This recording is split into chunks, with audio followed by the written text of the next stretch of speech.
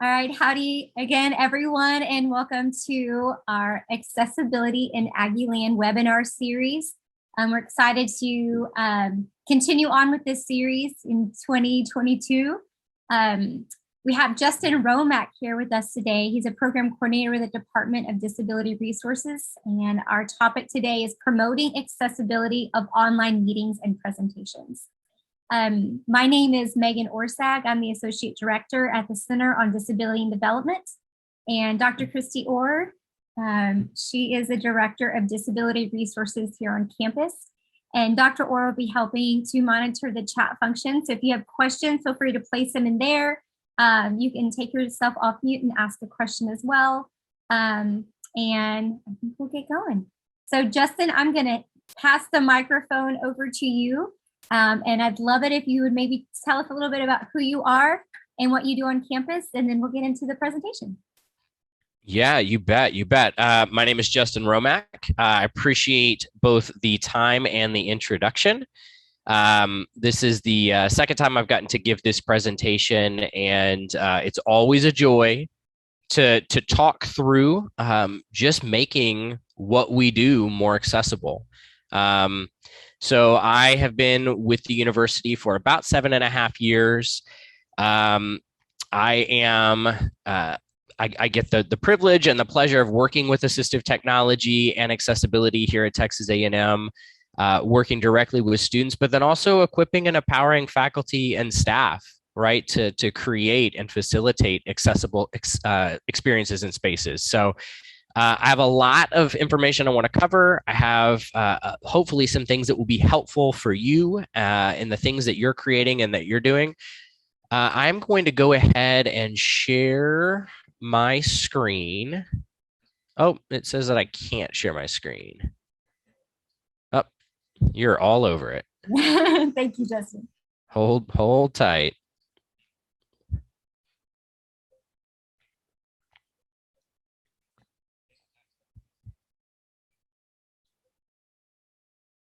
Hold tight. We have a couple people joining us, Justin, so that was good timing. We just gave them a minute to get in. Good deal. Why is no one else introducing themselves in the chat? Well, this is weird.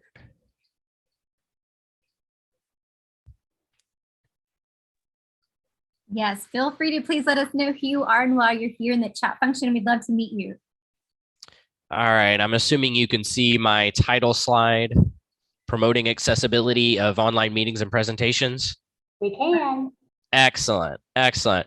All right, so I'm just going to go ahead and we're going to do just a little pre-evaluation just to kind of take the temperature on where we're all at, right, coming into this conversation. So I have got a question on the screen. What is one way that you consider disabled people when planning online presentations or events? So what's one way you consider disabled people when you plan presentations and events online? And so there is a QR code here on the screen. And then for folks that don't want to scan the QR code, there's actually also an option to go to menti, menti.com, menti.com. And I'm going to give you the code 33155953. And I'm going to drop this in the chat as well. Hopefully.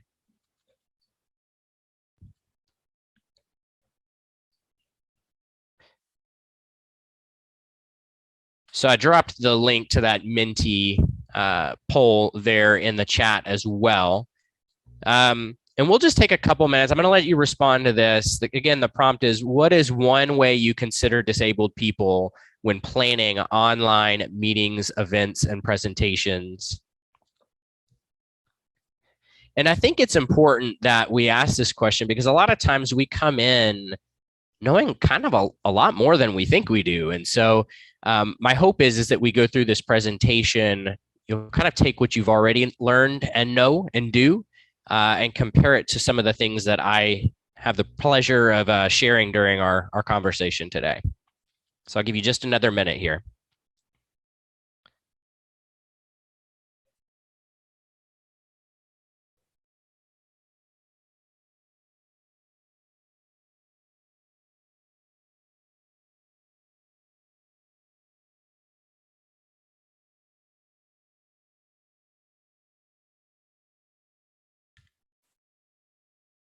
All right.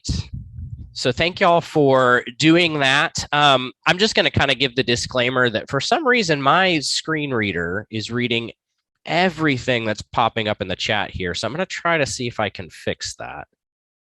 It's going to be a little distracting. Give me just a second here, if you don't mind.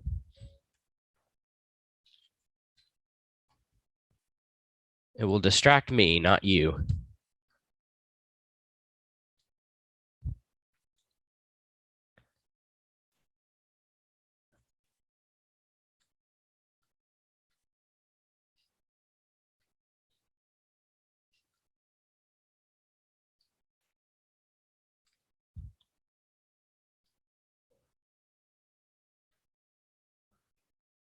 All right.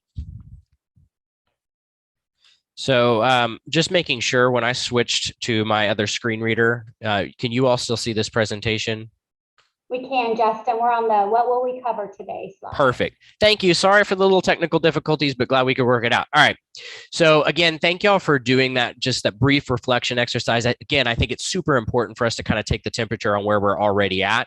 That helps me a lot as I plan similar presentations, but it's also really good to be able to compare that before and after. So thank you.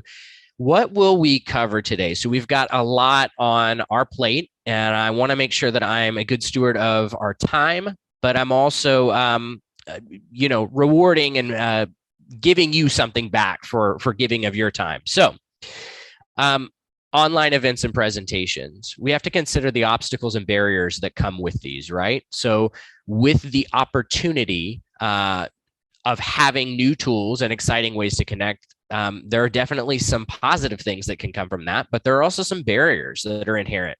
So I want to make sure that we cover those. Accessibility and universal design of your presentations, right? So the materials that you give out, the experiences that you create, how can we make those accessible to disabled people, but also universally designed so that everyone can benefit? And then your playbook for hosting online events and presentations. What does that step-by-step, phase-by-phase process look like? Because online events aren't just a single thing, right? Dr. Orstag, Dr. Orr, they didn't just open the Zoom and we run with it, right? This has been planned for months and months and months. I took a lot of time to put my materials together. I thought about what I wanted to share. So this is more of a marathon rather than a sprint. And so I want you to kind of have a playbook for what that looks like each step of the way.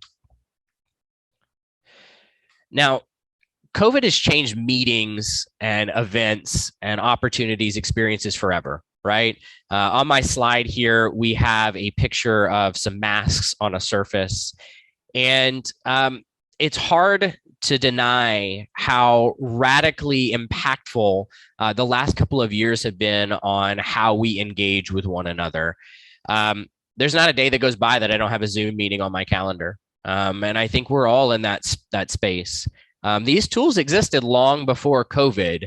But what's interesting is we're putting them to use at a whole different level now that we have to. And we'll talk about this more as we go along, but I don't see us going back from this. And there's positives and negatives that come with that. And it requires us to be very thoughtful in how we design what we do.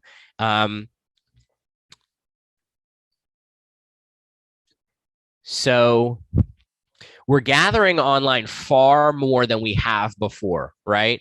And it's in all domains of life. It's work and school. Again, I mentioned that not a day goes by that I don't have a Zoom meeting. I am a grad student and I have had classes both online now and in person. So it's interesting to have that mix. Healthcare. So, we're meeting with our doctors and our health providers over Zoom. Again, these tools existed before. We're just now using them because of just the safety and the health concerns of the last couple of years. My daughter sees specialists in Austin, and that's been an inconvenient drive for us in the past. During COVID, they allowed us to use telemedicine. That was required for the year and a half or 2 years. And now they're sort of getting back to in-person appointments, but telemedicine is still an option. And I think that's wonderful. Church and other nonprofit activities. I serve at a church in the Houston area, and we have been live streaming really since early 2020. And that's not, that has not been discontinued, even though people are back. And so, again, it gives people an option to plug in where they otherwise might not. Community events and resources, things that we use in the community. I gave a presentation to a Boy Scout troop here last year, just a new way to connect. And then family gatherings. I've seen many stories of people connecting with their families online. And again, who would have thought that Zoom would have facilitated family gatherings now and into the future? So I think it's pretty cool.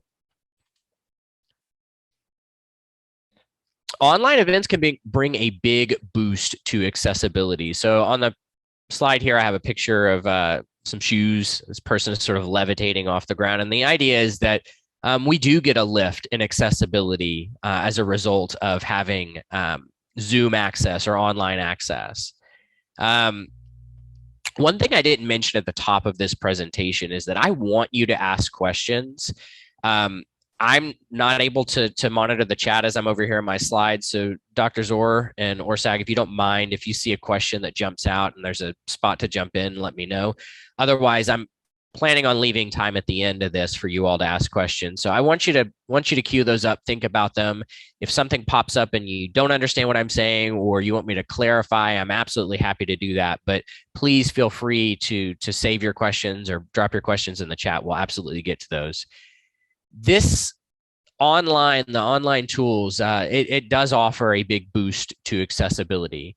There are a number of situations where physical meetings present barriers, right? There's new ways for us to collaborate with tools that just would not have worked in the physical space. I'm blind, so sharing a sheet of paper and collaborating on a page isn't accessible to me. But if we can use collaborative tools online, there are a lot that do allow for accessible collaboration. And I think that's a wonderful thing.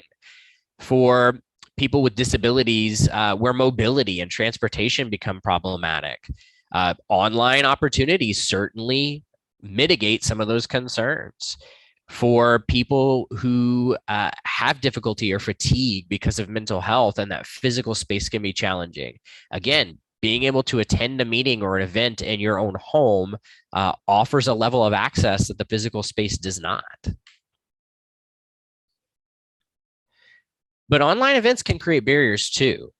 So I've got a picture of a person holding their head in their hands while they're at a computer, and I know we can all probably relate to this. I'm relating to it right now as I can't read my notes with this other screen reader. So the reality is that online events are wonderful. They certainly give us a level of flexibility and access that we may have never experienced before.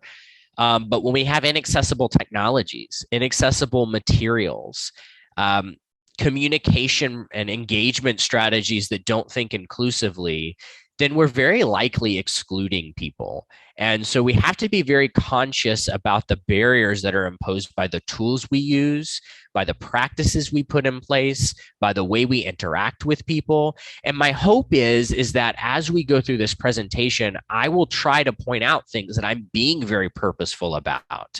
I'm describing pictures as we go along. And that's really important because that's an inclusive way, number one, really to reinforce what I am trying to accomplish with my slide, but then also for folks who can't see it or who maybe are connected via phone and not via the computer, it lets them know that there's other content on the screen. And so again, I'm thinking very inclusively about how I move through my presentation.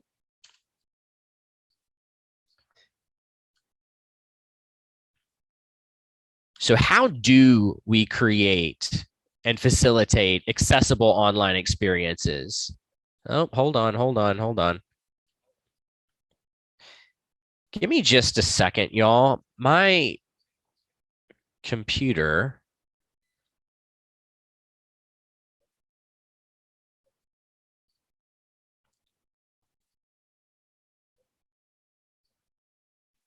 Give me just 1 second. I apologize.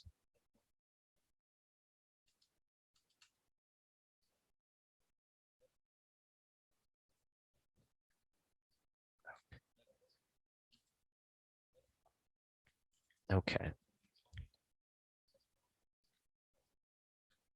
Let me.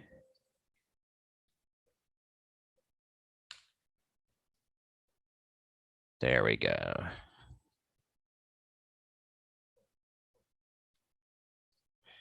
All right. So how do we create accessible online experiences? So I've got a laptop screen with a join us text on the screen. And the idea is we do want people to participate, right? Nobody plans an event and uh, has the idea of wanting to exclude people, right? When we create something or we facilitate a moment, we want anyone to participate. And so we have to be good facilitators of that experience. So really at a top level, high level, what are some things that we can do? So we can plan for accessibility. We can incorporate accessibility into our promotional and registration materials. We can clearly communicate our accessibility expectations and requirements with everyone who's participating. And then we can think inclusively as we engage through our presentation. I know that sounds like a tall order. I'm going to walk you through each of those steps, but I think it's important to know at a high level, this is a multifaceted process. You have to be intentional through all stages of planning, through all stages of engagement. So accessibility has to be a priority. So we have a picture of a Scrabble board with Scrabble pieces that spell out "do it now." And the reality is we have to make accessibility a priority. If it's not important to us and we're not having those purposeful and thoughtful conversations, it doesn't happen, right?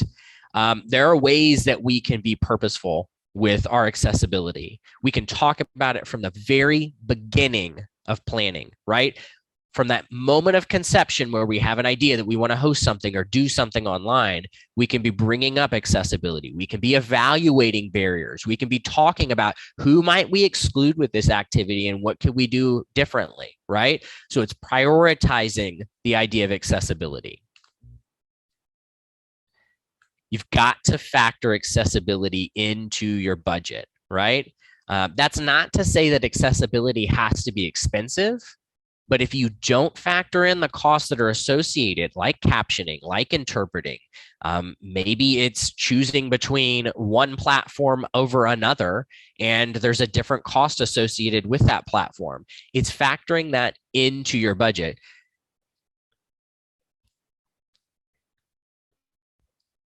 In this factoring accessibility into your budget, we've got a picture of some stacks of coins, right?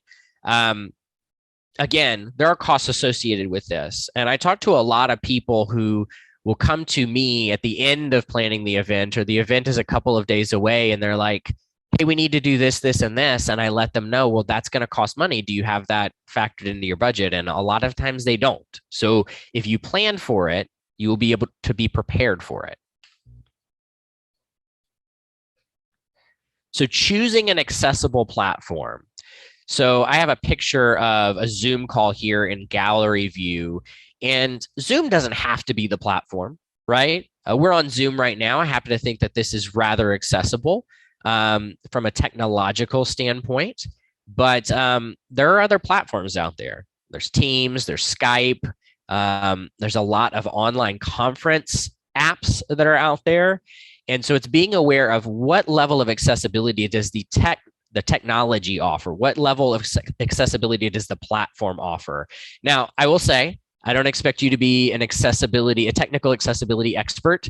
I certainly, even being in the field, I learn a lot every day. I linked here on this slide, and you'll definitely get a copy of these materials. a page that actually evaluates and audits a lot of the common platforms, online conference and event platforms, so that you can kind of see from an accessibility standpoint, where do they stack up? Again, everyone has their pros and cons. I'll kind of give you the long and short that Zoom tends to rank pretty highly. I certainly don't assert that my opinion is the right opinion. I am only one blind person, only one disabled person. So please take my opinions and my thoughts with a grain of salt. But I do think that it's important to read through this article, especially if you have an event platform that you like, just to kind of see what are some of those barriers or what are some of those things that you might want to consider. Choose an accessibility point person. Okay. This is important because accessibility can feel like an overwhelming task if you've never really been involved with it. Everybody is different. Every request is very individualized, and it's important that a lot of those requests filter through somebody who is dedicated to the role of coordinating and facilitating. A couple years ago, I attended a conference in San Francisco. I'm sorry, Sacramento. I always get those two confused. Sacramento. And I attended this conference. It was not specifically for disabled people. It wasn't like a professional organization or anything like that for disability in higher education. It was a web communications summit. And it was really cool because on the form, it asked me if I had any accommodations needs, and I specified those on the form. And then I got this email from the accessibility coordinator of the conference. And the cool thing is Chris was there to handle this request, handle communication with vendors and providers that were facilitating the accommodations. He was kind of the boots on the ground at the conference if issues came up. And it was nice to have all of that communication filtering through one person. It's easier to drop a ball if you've got a lot of cooks in the kitchen. And so I think certainly everyone needs to be aware of the idea of accessibility, but I think communication certainly could be funneled through one person. And on this slide, I have a picture of a hand sort of pointing off to the distance, kind of signaling that idea of point person. So establish accessibility requirements for presenters. All right. So you may be the one planning and coordinating, but you may not be the one speaking. And so it's important to remember that from start to finish, there are multiple people involved with our presentations, our meetings, and our events. And so communicating your expectations, and I use the word requirements very deliberately here. It's not a nice to have. It's not a good idea. It is a requirement. And I think that you need to hold firm to that. When you book a speaker or you invite a speaker or presenter to your meeting or your event, it's important to let them know that this is required and here's why, because we value this. And when we place that level of importance on something, number one, you hope that it's going to get done, but it might get them thinking about other ways that they can incorporate accessibility, and you might be a radical change for them. So requirement is used very deliberately here. So on this slide, I've got a red sign that says, please stay on the path. We'll talk about what those requirements look like, but I just want you to know that I think it's important to demonstrate and convey just that level of requirement, because if we don't place high importance on it, it just doesn't get done. So what are those requirements? What should those requirements include? So accessible presentation materials. That sounds like such a vague bullet point. I promise you I will define what that looks like here in a minute. Captioned videos. So if they're going to have interactive media, making sure that there's a caption, making sure that there's a transcript. Description of content being displayed on screen. And so we'll talk a little bit more about this. Actually, I don't think I have a slide for this, so I'll talk about it now. Description of content that's displayed on screen. Okay, so you've seen me do it a little bit with the images that I have on screen. I don't want to leave people out from the graphics that I selected. I selected them for a reason. There's something nice to look at so that you're not looking at my ugly mug the whole time. But they also drive the point home and they communicate information. So it's important that if we show it, we're also explaining it. in kind of thinking on this presentation, I also thought about how a lot of times we show videos during events, and sometimes there's not a lot of dialogue, right? Sometimes there's not much narration. There's words on the screen. You might have long pauses or moments where there's action happening and sort of music filling the space. And that's okay if you can see that. But what if you can't? One thing I'm going to encourage you all as planners and possible presenters is if you're showing something on screen, even if it's a video, think about how you could convey that in words, right? Think about what if somebody is only hearing this through the phone? What would that experience be like?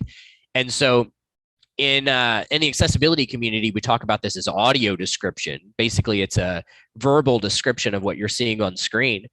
A lot of YouTube videos don't have this. They don't have audio description built in, but you can be an audio describer. And what I mean by that is unmute your microphone, right? And just read the text quickly on the screen. Yes, there's definitely an art and a science to audio description, and I don't think it necessarily replaces a trained audio describer. But I think a lot of times we step into roles because we know that access is important. And so if you can provide a verbal description of things that are only being communicated visually, that's going to make sure that everyone is included in that experience. And then clear, high quality audio. So I'm using the Britney Spears mic today, not because I like wearing a headset during Zoom calls, but because I know that my microphone on my laptop sucks. And I want y'all to be able to hear me. One of the benefits of online meetings and events is that you've got direct audio, right? So unlike being in a room where you've got ambience and sound sort of bouncing all over the room, in this online space, you've got a direct connection to my voice into your ears, right?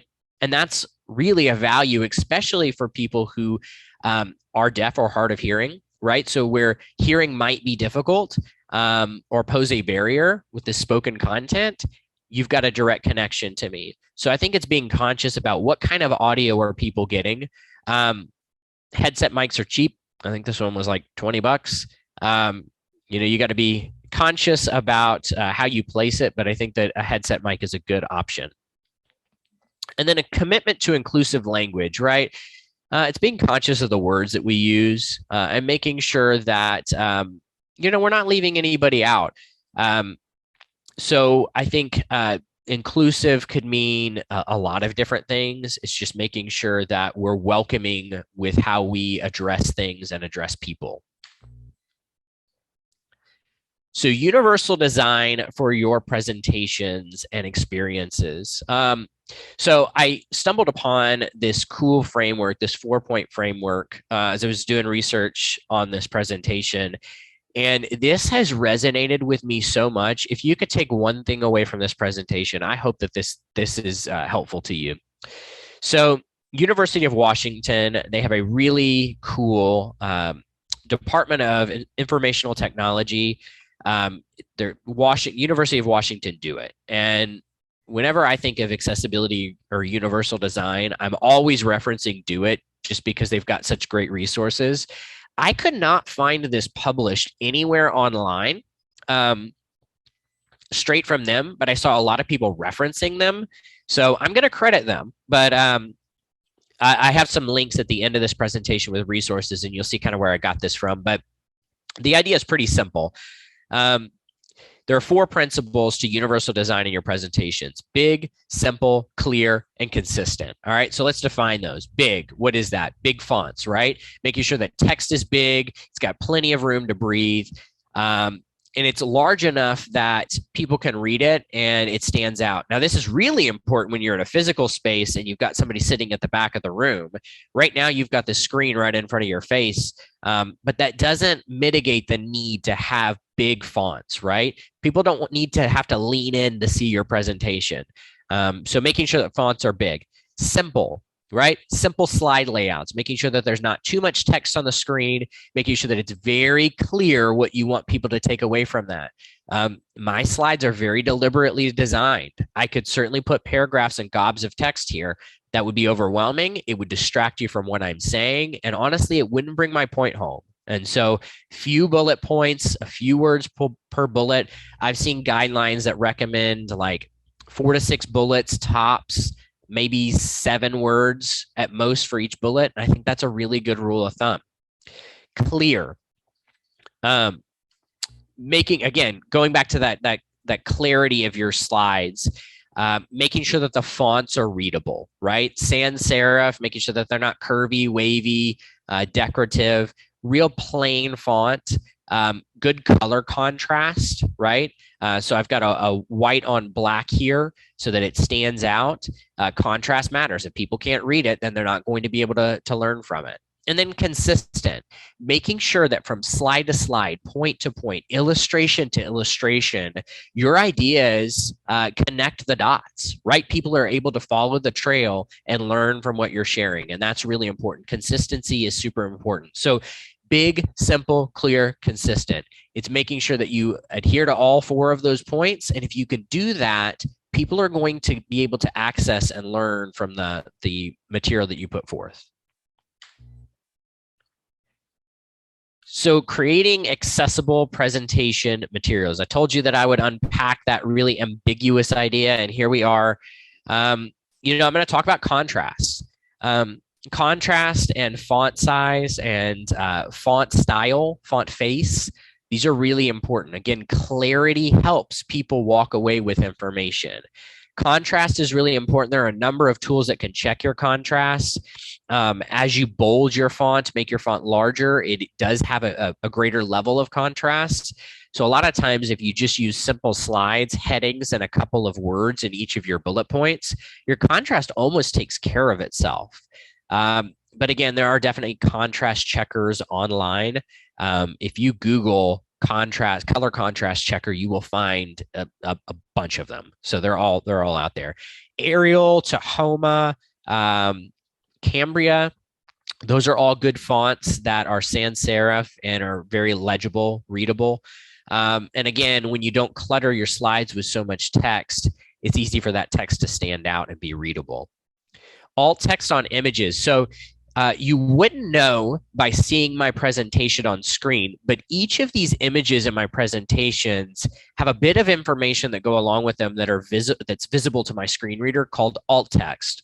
Image descriptions, another way that you might see that reference. But alt text is basically a text representation of what is in that picture, right? So I went and in PowerPoint, I right-clicked the image. I chose the option to edit alt text, and I just wrote a very basic description about what that image was. Why is that important? Well, it's important because I need to be able to tell you what the images are. But if there was somebody in the audience or somebody receiving your materials, if you didn't put that alt text, one of 2 things would happen. PowerPoint and their screen reader might just read the word image or graphic, and that's not super helpful. And then the second thing is that they may not even know that an image is there altogether. Screen readers kind of handle images differently. And so either they wouldn't know an image was there, or they would just hear the word image or graphic, and neither one is very helpful. You included an image for a reason. So conveying that information to somebody non-visually is very important. Adding alt text in Microsoft products is super easy. Again, all you do is right-click an image, and there usually is an option that says edit alt text, and you just write a simple description. And again, I think it's as simple as, how would you explain this to somebody over the phone? That's typically what your alt text is. You don't have to tell a whole story. You just need to kind of make a quick point. Use built-in slide layouts. So in PowerPoint, when you create a new slide, PowerPoint will give you the option to use some predetermined slide layouts. Those are accessible. Now, when we start drawing text boxes all over the place and adding text in random locations, sometimes the accessibility of that information gets broken. Sometimes it's not that it's not visible, it just becomes out of order. And there's a way to reorder things in PowerPoint. I won't go into too much technical, the technical experience on how you do that, but it is easy to reorder things. But when we use built-in slide layouts, things get read in order naturally. And so that's why I encourage people to just use those. I'll tell you, there is a slide in my presentation where I didn't use a built-in slide layout, but I went back and I made it accessible after the fact. And next time I hit it, I will show you I'll tell you what I did when I get there. Hey, Justin? Yeah. Phyllis had a good point about kind of building on what you were saying, but consistent also means having like a consistent layout or design. Great point. As to where the information is. And I know that can be a pet peeve for me when I'm doing something. I try to make sure my fonts are the same kind of font. And, you know, that if I have a certain bullet that I'm using that same bullet throughout. So just making that more consistent. And a lot of times we think of the design and accessible design as far as someone who has a visual impairment or a hearing impairment, but also someone who has some cognitive issues, ADHD, autism, something like that. That consistent design can really be helpful in organizing their thoughts as they're paying attention to the presentation. I'm so glad that you say that. I mean, no matter who the learner is, the easier it is for you to get information from a resource, the more likely you are to learn something from it and do something with it, right? So if we send our attendees, our learners, our participants on a scavenger hunt because our slides are all over the place, they're not going to get the point. And then more importantly, they're not going to be able to do anything with it. So it's so right. I appreciate you mentioning that. Yeah, and Phyllis also mentioned like a new online learner, which as a non-native digital user, I don't know the right way to say that. I definitely identify with that. Yeah, for sure. So kind of piggybacking off of that, just clear, clean content. I can't overemphasize that point. I know it's easy to create a slide and just sort of brain dump, but it's comfortable for you to look at that slide because you're familiar with the information. Imagine somebody having to offload and upload that information into their brain in the moment while they're trying to listen to you talk at the same time. That's a lot cognitively, disability or not. And so it is really, and I will tell you as a presenter, the more I have gotten comfortable with simple slide layouts, the more comfortable I am engaging with the content, because if I'm having to read every word on every slide to make sure that it's accessible, it's really exhausting. So it's exhausting for the presenter, it's exhausting for the audience. Keep it clean, keep it clear, and it will be a more effective presentation and experience for everybody. And then I also have Verify with Accessibility Checker here in Microsoft. Listen, I know accessibility. I talk about it every day. I could eat, sleep, dream about accessibility. I still use the accessibility checker on these slides. Why? Because maybe I missed something, right? Accessibility checker is built into Word. It's built into PowerPoint. And basically, it is an automated test, so it's not perfect, but egregious accessibility issues are going to be found with this accessibility checker. And it's nice because when you finish it and it's fully accessible, it says way to go, and then you feel good about yourself. So it's a nice little tool that you can use that does make the process a little bit more intuitive. And the reality is it tells you how to fix it. So it gives you some actionable feedback. All right. So your promotion sets the expectation for your event, right? If your promotion is inaccessible, how is somebody ever going to think that they're wanted or included at your event, right? I can't tell you the number of times that I've gotten an email and it has a flyer for an event and all it is a graphic. And remember when I said that if you don't have an image description or an alt text for an image, it just reads as image or graphic? I feel like I'm not wanted at that event, right? And it's so easy to do those things. And I'll be honest with you, image-only emails are problematic for a number of reasons. Accessibility withstanding. What if a person's device doesn't render that image, right? People view our materials on so many different screen sizes and from so many different types of connections. If you don't have a text version of that, then disability or not, you may be excluding somebody. And again, I just think it sets the tone for what people can expect from us moving forward. And so it has to start with accessible promotion. On this slide, I have a silhouetted person of a picture with a megaphone. So I'm going to move to the next slide here. So what does accessible promotion include? So I already said it, but avoiding image-only emails. flyers and announcements. So it doesn't just have to be an email. You could post a picture to social media and it's, the image that you include. Again, there's no text there. So there's nothing really for somebody who's using assistive technology to get from that message. PDFs are the same way. If you've just got a scanned or image only PDF, again, it's nice that you have it visually in text, but if you can't select that text with your mouse, if you can't highlight and select the text, it's just a picture, right? So PDFs are really just nice pictures. They don't necessarily always have text, even if you see text. Captioning promotional videos. So, if you share a video online that has information, you should always caption those. Super easy, especially for promo videos. They're not typically too long. It's usually something you could probably do yourself with a captioning tool. YouTube has a really good caption editor. And so it's just making sure if you post a video and it's got information, it really should be captioned. Providing plenty of detail on your event landing pages. So again, it's not just saying, here's the date, here's the time, really letting people know what they can expect, right? So what kinds of activities? What's the format of the event? What is the experience going to be like? Are there going to be questions or things that you might ask people that they should prepare for ahead of time?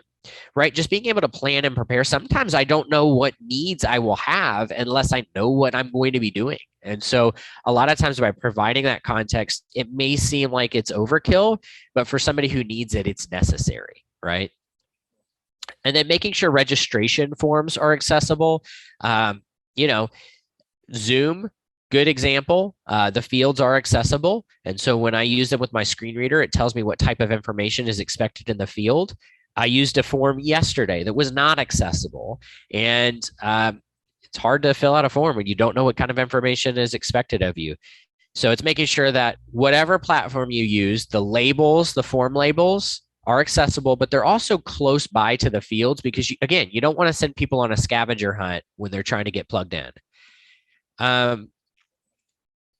And then again, I think kind of the catch-all, and one of the things that really sets the tone is just providing a way for people to request accommodations, both on your registration form, but if they wanted to submit those anonymously, I know sometimes people are a little nervous and intimidated about making an accommodations request, but if you give them an avenue to do that anonymously, a lot of times they'll make their access needs known and you can plan for it, right? So giving them an avenue to do that.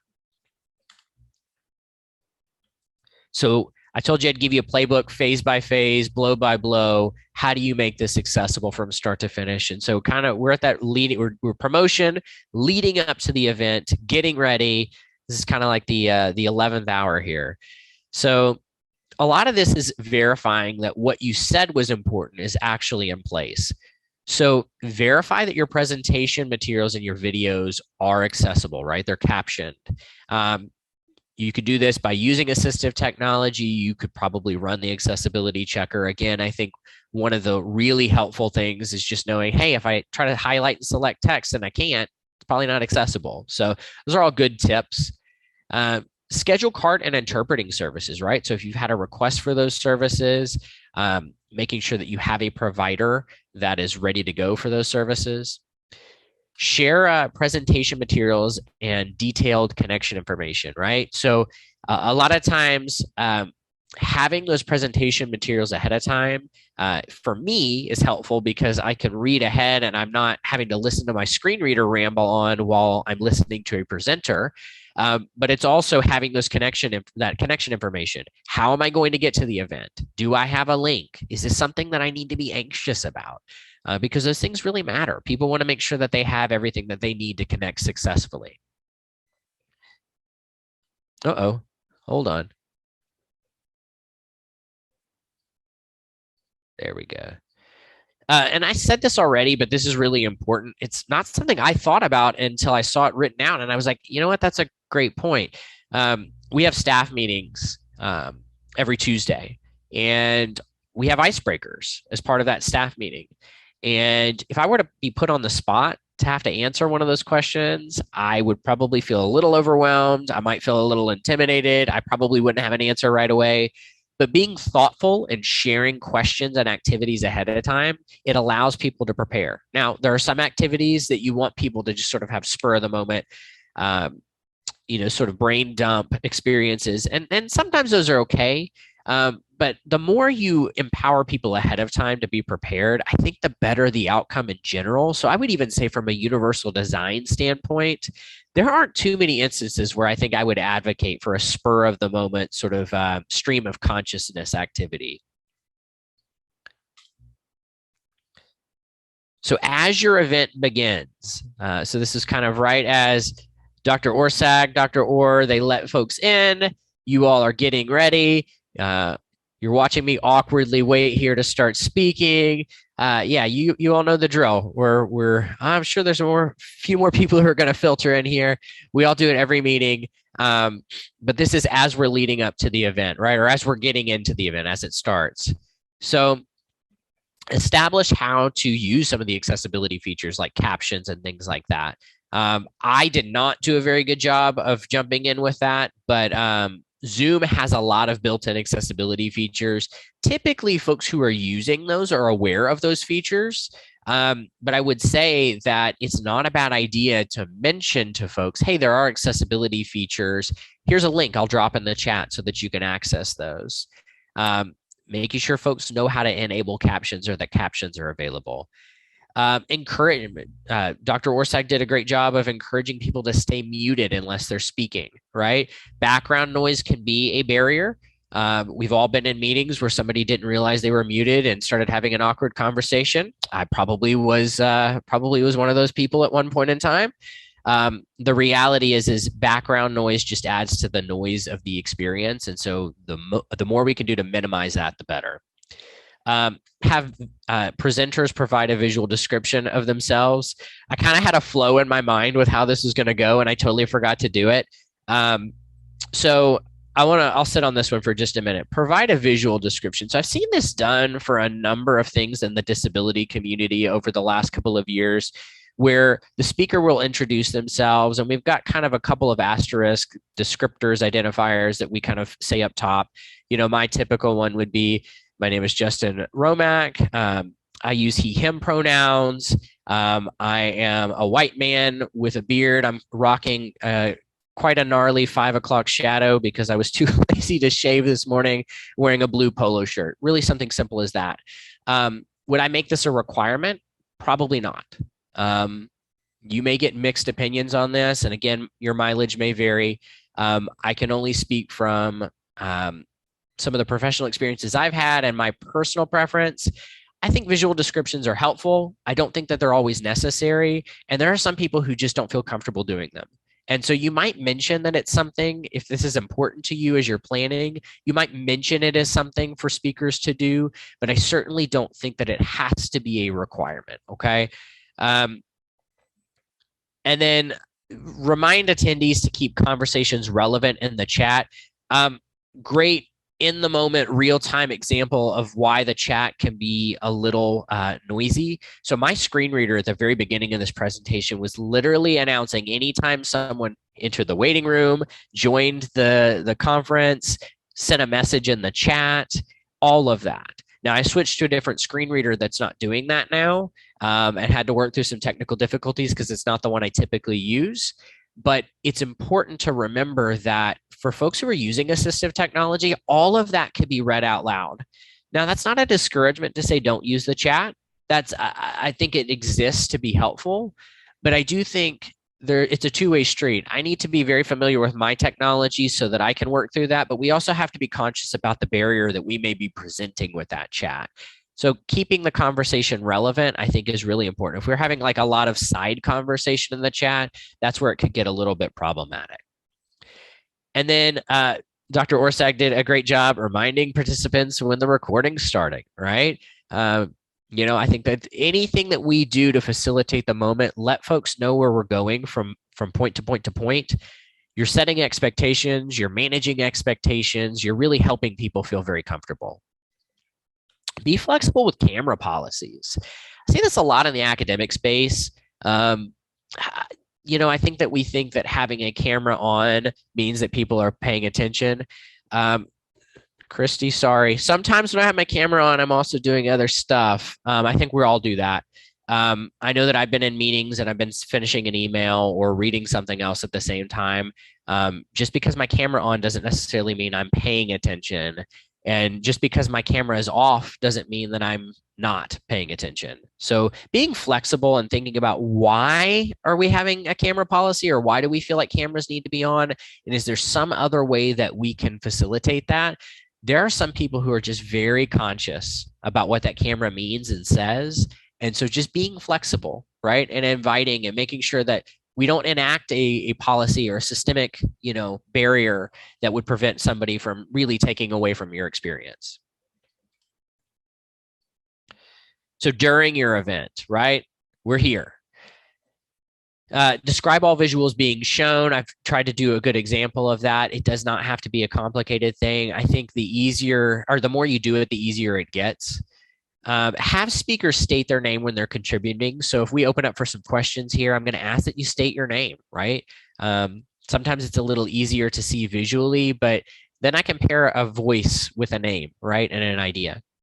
Read aloud any questions or important information that's shared in the chat. So if there's something that's dropped in that conversation, a lot of times the chat gets so lengthy that it gets lost. But if a moderator or somebody who's watching that chat can just bring that out into the open, then we all get to take away from that. Explain any context changes as you move through the event, right? So again, it's setting expectations, managing those expectations, making sure that people know where you're going.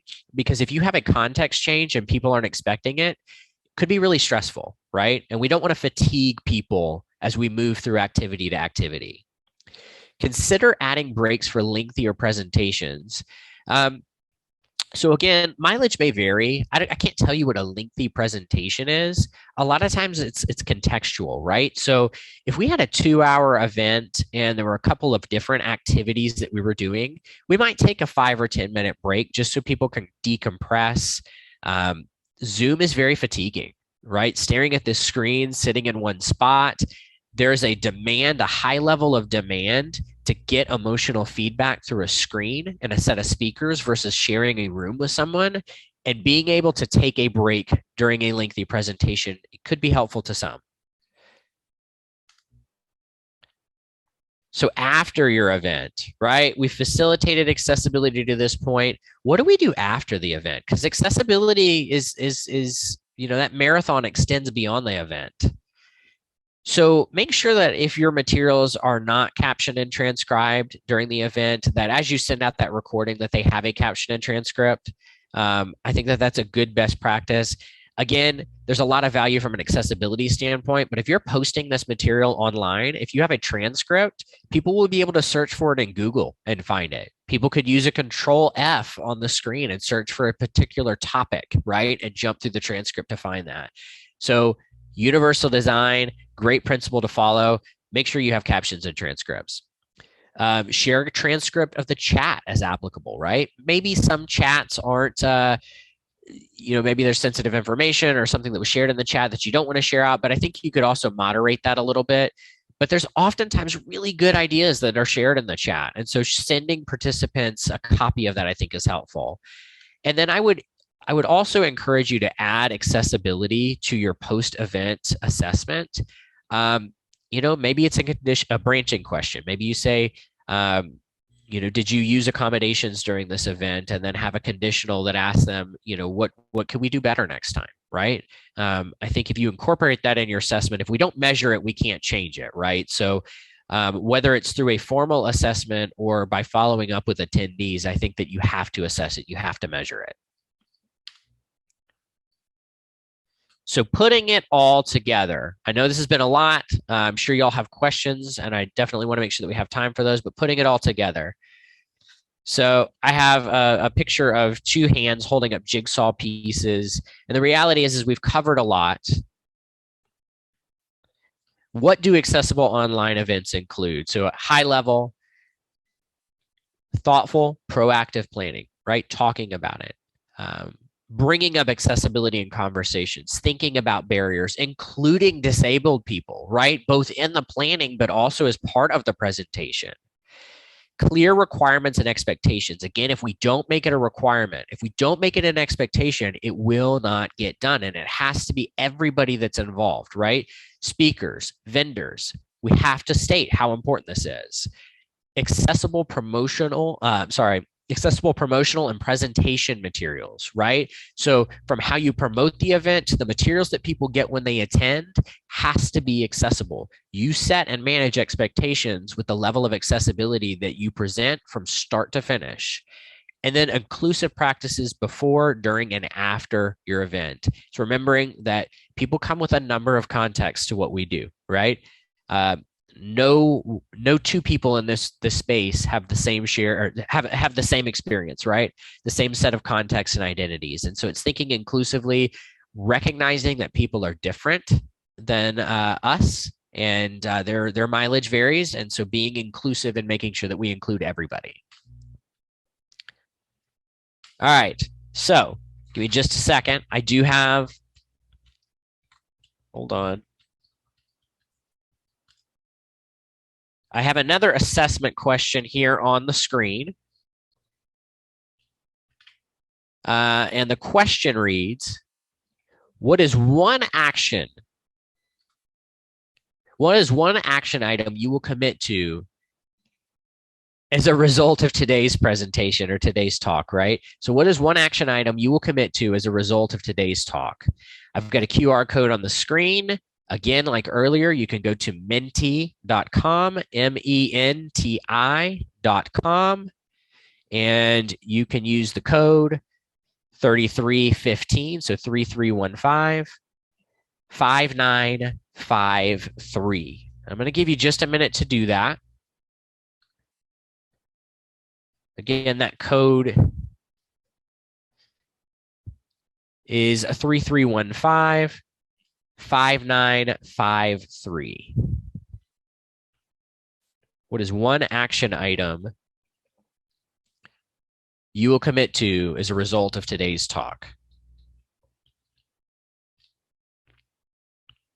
I'll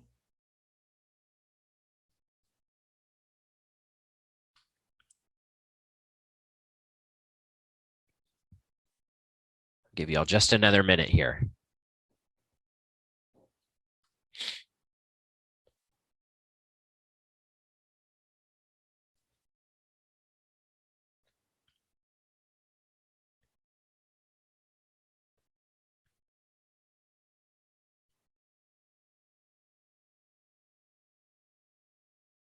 About 30 seconds. Thank you all for engaging like this. Again, I stated at the beginning that I think it's really important for us to assess both where we come from and what we learn along the way. And I think that if we can't pull out things that we've learned or things that we want to take away from, I was at a conference a couple years ago that taught this idea of the golden nugget. And I know we've all sat in presentations like, oh my gosh, that's really good. Like I need to do something with that. Every time I attend a presentation, a conference, an event, I write at the top of my notes, golden nugget. And I will go through that presentation. And when I identify something that I'm going to take away and actually make that actionable, I will write that as my golden nugget. I encourage you all to do that. And I hope that this reflection was helpful in identifying something that you could take away from this experience. So I did in this in this presentation, share a couple of resources. Let me tell you what these are. So how to make your virtual meetings and events accessible to the disabled community or disabled people. These are, you're going to see a lot of things that I pulled from this, certainly inspired by a lot of these resources. All of these are very comprehensive. And the reason I do a presentation like this is a lot of times you can read these resources and they're just so comprehensive you don't know where to start. Click through these if you're like, oh my gosh, I forget what he talked about with contrast. It gives you some descriptions and some tools you can use. Presentation tips from Do It. These are a lot of like generalized presentation tips, but it also talks about accessibility. And then virtual accessibility presentation guidelines. Again, this is a very comprehensive guide. Click through these links. They'll definitely give you some feedback. And then I've also got my contact information. You are more than welcome to reach out anytime. I certainly want to make sure that you have the tools and you have the strategies to make accessible presentations, both online and offline.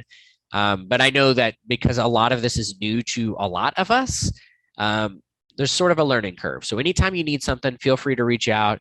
And with that, I'd love to open up for questions because I'm sure y'all have some.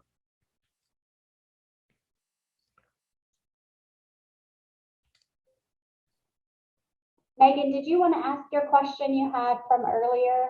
Sure. First of all, Justin, I just want to thank you again for your presentation. I learned something new every single time, and I was taking notes because we have an upcoming conference. So I wanted to ask you two questions.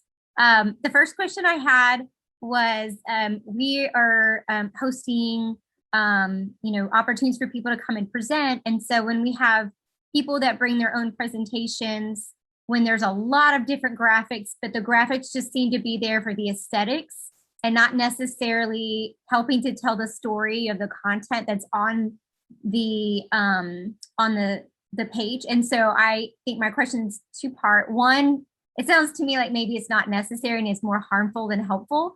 And second, if they feel like they want to include them, is that something where they would add an alt text, or would that be too confusing?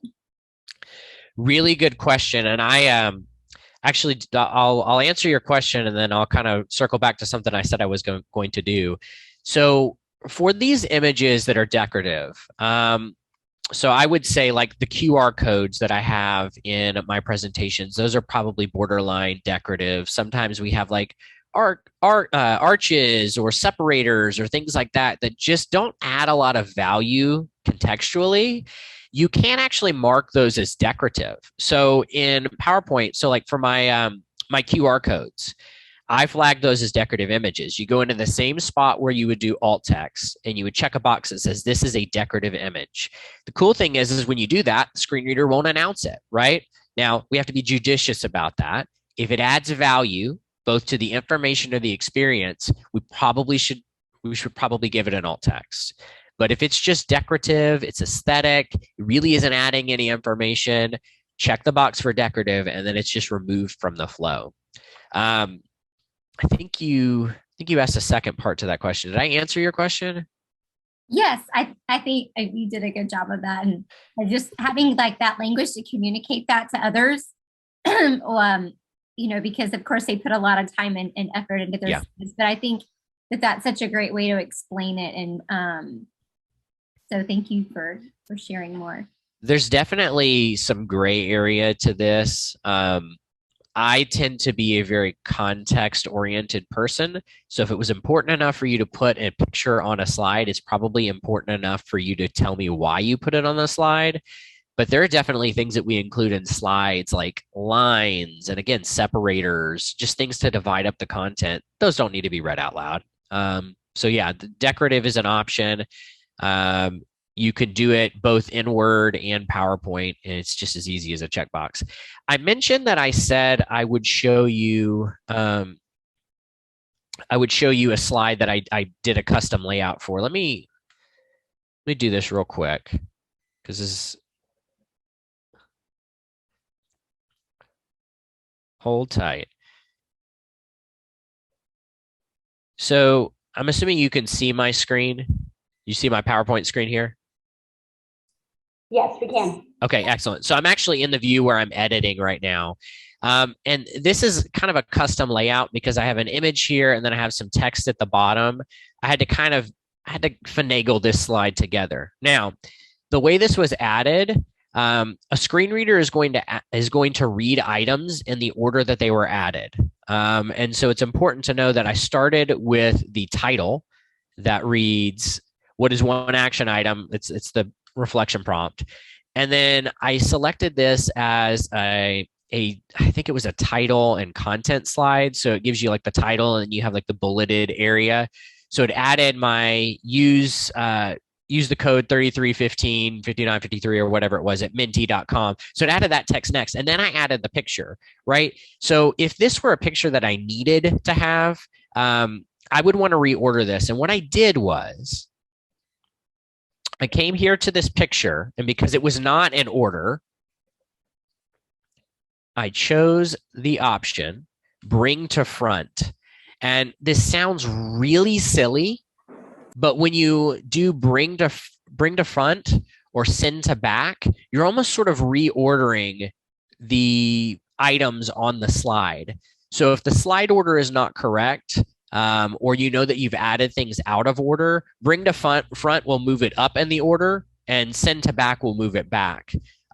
There's a way to look at the slide layers of how this is all put together, but essentially think of it as of stacking pages, right? So the thing that's on the front is the very first thing in the stack. And as you go down the order of your stack of papers, those are like layers, right? So bring to front, send to back. And that's kind of how a screen reader would read that out loud.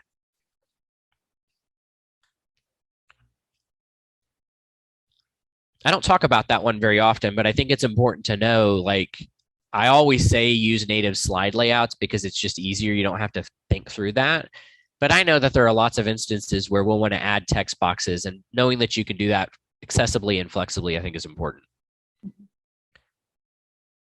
Other questions? Justin, this is Megan. I have one more. Selfishly, I want to do it. What are your expertise? So we are hosting a success conference for families that have children with disabilities here in the Brazos Valley area. And we are offering an in-person option, but also a virtual option. And so we're still trying to best understand how to make sure that the virtual option is accessible. And so what we've done in the past, when we had a much, much smaller scale of just one presentation, and we had one person who was in charge of, like looking through the chat function, helping to answer questions as they come through, and being sort of that point person while the presentation is happening. So do you have any advice for us as we are moving forward with a large event where it will be streamed via Zoom, the keynote speaker and some of the breakout rooms? Some things we need to think about. Yeah, I mean, it's interesting because there's a lot to that, right? So creating good presentation experiences, it's like hosting a dinner or like a get together with friends, right? Like being a good host and just all that goes into that. It's making people feel welcome. It's making sure that they feel comfortable. It's making sure that you provide things for them to do and to be engaged with. It's a very involved process. So when I talk about accessible presentations, whether it's online or offline, a lot of the same principles exist for both. Accessible presentations often just become good presentations. And I know that we've all sat in talks where somebody just read from their slides, or they do things where they turn away from the audience and write something on the board, right? So it's just being conscious that you're hosting a moment, and the more connected you are with your people and the more you draw all people in, the better the experience is for everybody. So what are some practical ways that you could do that? Your presentation materials just have to be accessible. So if you're showing videos or your slides, making sure that people all have access to that. You mentioned specifically the chat, and that is a hard thing, right? Because you're bridging the gap between online and offline. I have been in conferences where they're hybrid, and you sort of have a moderator that sits in between that virtual and that live audience and sort of bridges the gap. So they may bring questions from the chat, the online chat, into the live space so that they can be asked.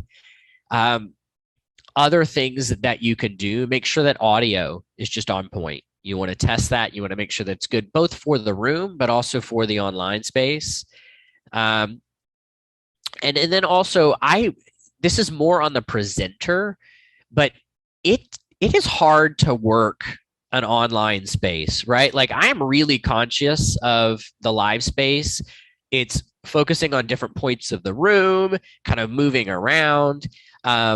And that's a style that works well for me, but really emphasizing to your presenters like, hey, listen, we have a space that we're facilitating that's both offline and online.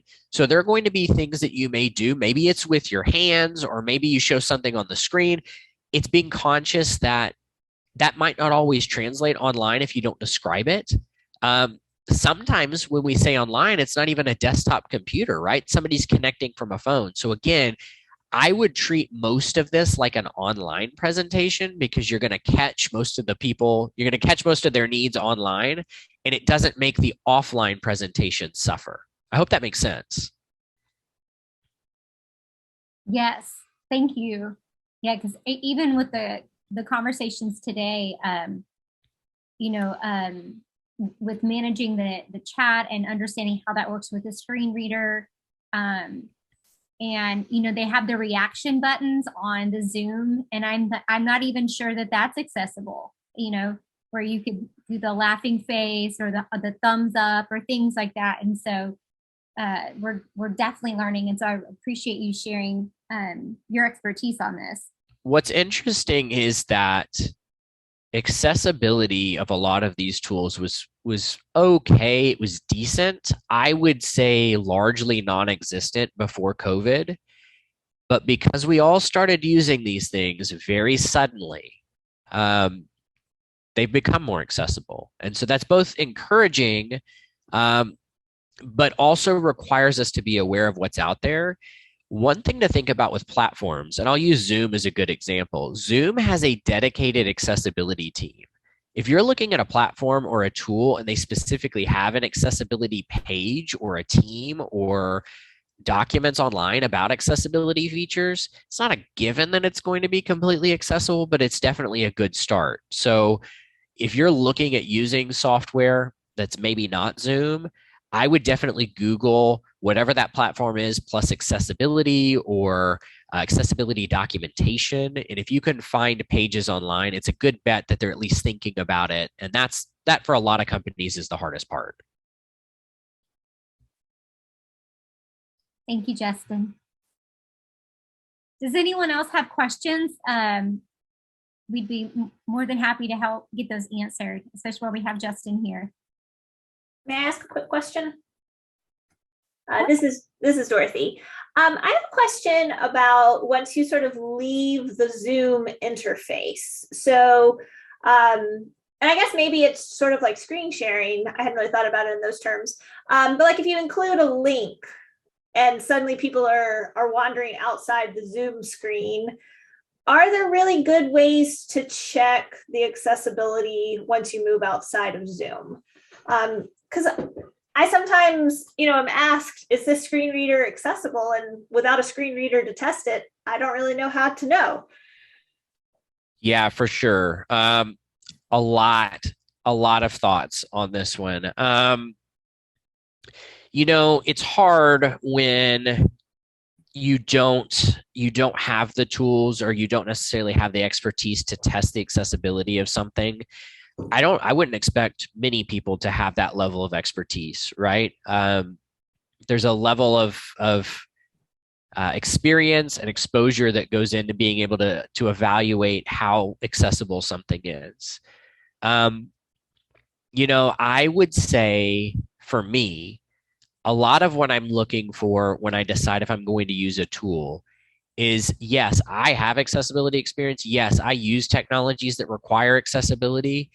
But again, going back to, if I will Google that tool and I'll Google the idea of accessibility. So, Google Slides accessibility, right? So I put that in Google, see what information is out there. Do they have keyboard shortcuts? Are they talking about how to use that technology with assistive technology, which for Google Slides, they do. I would certainly be thoughtful about that. And, make a list of things that you have seen people use, right? If we use it in our office, it's a good chance that we've probably vetted it. Mentimeter is a good example of, there's a lot of accessibility. It's not perfect. There's certainly some things I'd like to see that they could change about it, but it is usable and functional. I don't think that there's a lot of really great comprehensive resources because there's just so many different things that people use. But I think a simple Google search and just like, what is the tool? What do people say about its level of accessibility? That's a great example. Kind of related to your question, when you drop a link in the chat, more of a limitation of assistive technology than is with Zoom. But a lot of times that link is not easy to click with a screen reader or with a keyboard only. And so this is why if you've got a link or an activity that people are going to have to click on in the presentation, have different ways of people to connect with it. So like you'll notice with my Mentimeter stuff, it wasn't just that I put a link in the chat. I mentioned that there was a QR code there. I mentioned the website and the code. So I gave people a number of different ways to connect, and that made connecting to that resource more accessible.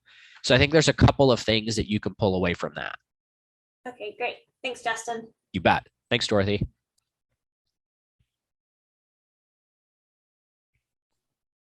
Anyone else have questions?